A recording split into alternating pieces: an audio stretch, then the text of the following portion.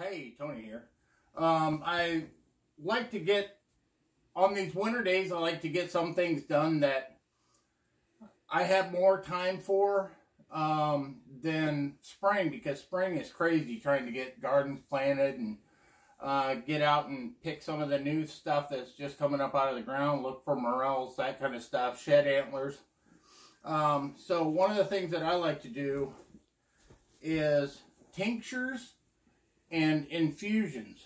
The difference between the two is the tincture is done with alcohol, and you put alcohol in that has to be at least 90%, or 90 proof, I mean. What I'm using right now is Smirnoff 100. That's 100 proof, so it's 50% alcohol.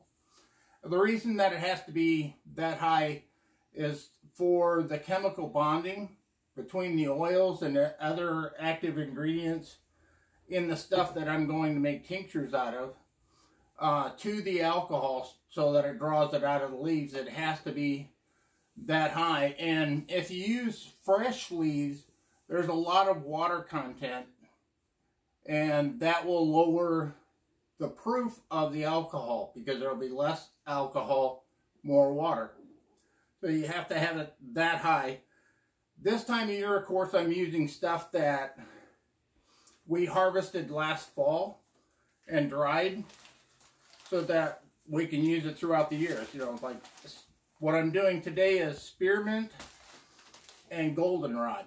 So I've got a jar of goldenrod ready already, and one of the jars of spearmint.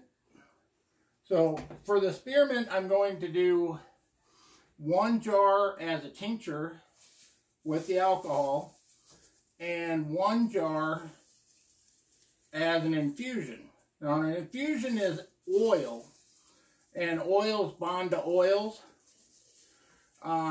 So I'm putting some spearmint in this jar here real quick. Now, there's two different ways that you can do infusions. You can do cold infusion, which I'm doing today, or you can do hot infusion. The difference is, with a cold infusion, you just put the stuff into, it's really easy. You just put it into the jar, not quite full, and put the oil in. Make sure that everything is completely covered with the oil. Give it a really good shake. And then, as the same as the tincture, which gets alcohol put in it, you put it in a cool, dark place, which that you're not going to forget where it's at, because you need to give this stuff a shake pretty much every day, and it takes a while. You can do it in as little as a month, but I've found that you're really kind of better off with like 6 weeks. So I put it in the refrigerator, because then it's cool and it's dark, and that way, every time I go in there for a snack, I can give that stuff a shake once a day, and make sure that everything gets all covered and it all gets kind of moved around. Now, you want to leave a little bit of headspace for the alcohol and for the oil. And you need enough. I like to use, for a fifth like this, I like to use 2 16-ounce jars, because it just works out real well. The leaves, especially when you're using dried material like this, is going to absorb some of that, of course, over time. But I don't really have much of a problem with it. So, yeah, it's super easy. Just pour it in.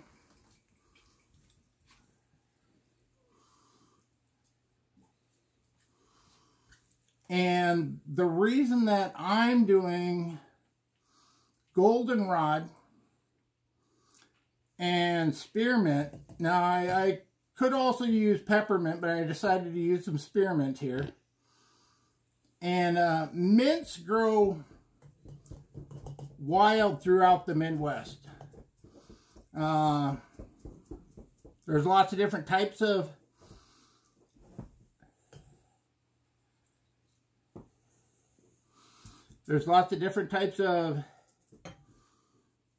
mint, but in the wild here you can find bee balm, which kind of has a lemony smell and flavor to it. And each one of the mints has their own properties, some of their own chemicals.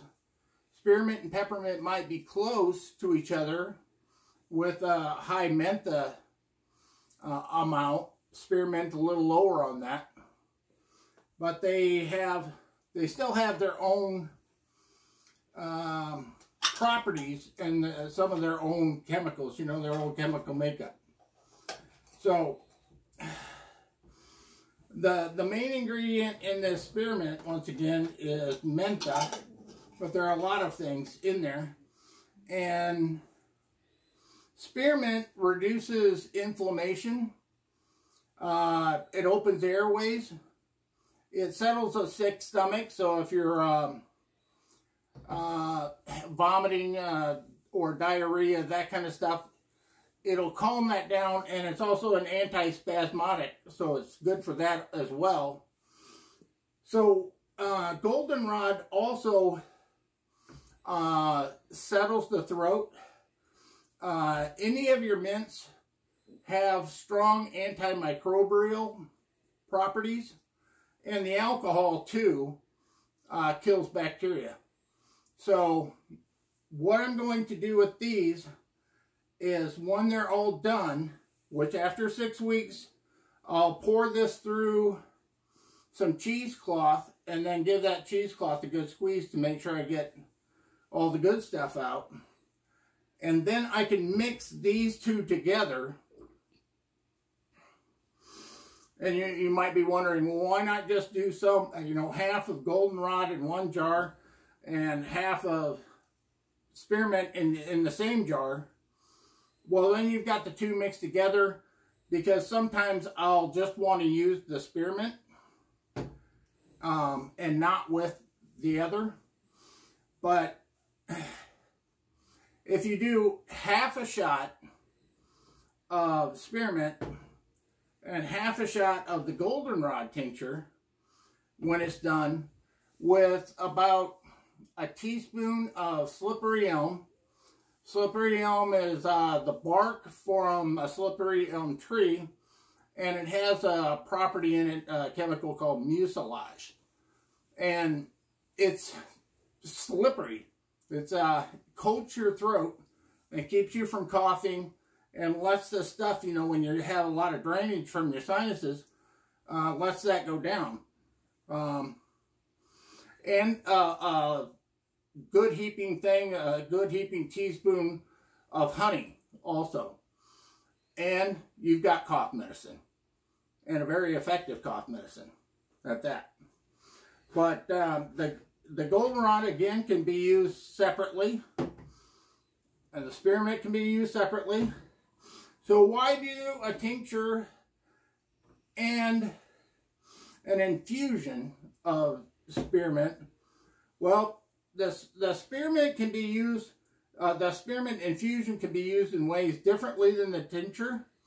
For example, because of its anti-inflammatory properties and its anti-spasmodic properties, it's actually pretty good to put on sore muscles. For that, I'm just using sunflower oil. Now, you can use avocado oil or olive oil, really whatever you want, but I have found that the sunflower oil doesn't have much of a flavor profile, so you're not picking up the flavor of the olives or the avocado, which even has more. And this doesn't really have a color to it. So if you rub it on a back, a sore back, which I have all the time, it will help with that, but it won't stain your t-shirt or, you know, whatever you're wearing. So, and spearmint has a nice flavor anyway. And really you can do infusions of any of your garden herbs. And you can do them together or you can do them separately, depending on what you want to do. So for this, once again, I'm just pouring the oil in until everything is completely covered. So say you have rosemary and you don't like it dried as much, or it's just not as handy dried for you, you can do an infusion, which once again can be hot or cold. This is cold. With a hot infusion, you can get your flavor profile faster, but heat does draw out tannins, which generally don't have that great of a flavor. So you have to be kind of careful with that, and you're going to get some tannins regardless of what the temperature is. But the higher the temperature, the more you're going to get it. So if you put some oil in a pan and get the oil hot on your stove to the point where a drop of water will boil, and then add your herbs into that pot, stir it so that everything's coated, and shut the heat down. Let it cool down completely, and then bring it back up to temperature to the point where a drop of water will boil, and shut it off again, and then just let it cool down. You can strain it through some cheesecloth. I found that cheesecloth works the best there. And put it in jars, and you can save it for a long, long time. So for this, this is really good to fry pork chops or chicken in, especially lamb, because lamb's usually served with mint. So you can do the same thing with any kind of herb. Oregano, not so much parsley, I don't think. I didn't find that worked so good, but rosemary for sure. And back in 1910, 20, 30, most of your herbs were grown in states like New Jersey, and then they were shipped across the country. But now the herbs, dried or fresh, they didn't make it fresh. Dried, they didn't make it very well either. So they would process that into oils, and it would be used medicinally and culinary. And the bottles of oils, different kinds of oils like garlic oil, onion oil. Wild onion is very strong and works very good for an infusion like that. Same with wild garlic.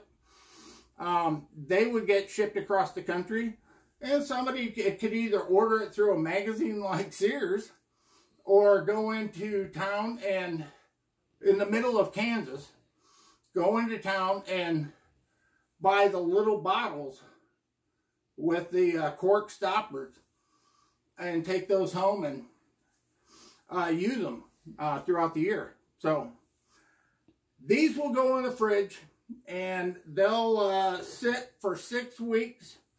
They'll get a good shake every day, just kind of like that. And it'll pull the good properties out into the oil and into the alcohol.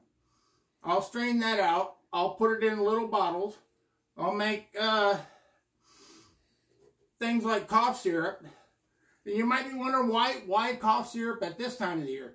Well, it's just a handy time to do it. And I have found that the spring and summer flus are the worst flus. And I think you'll agree with me on that. So it's really good to have that on hand, because when you're sick, you don't feel like making it. So anyway, make some at home. It's easy to do. I like to use the mason jars because it has a good tight lid. And you want to keep it in the dark because you'll destroy the properties. Light destroys the properties of things like the vitamin C that's in here. So, all right. Happy cooking, happy medicine.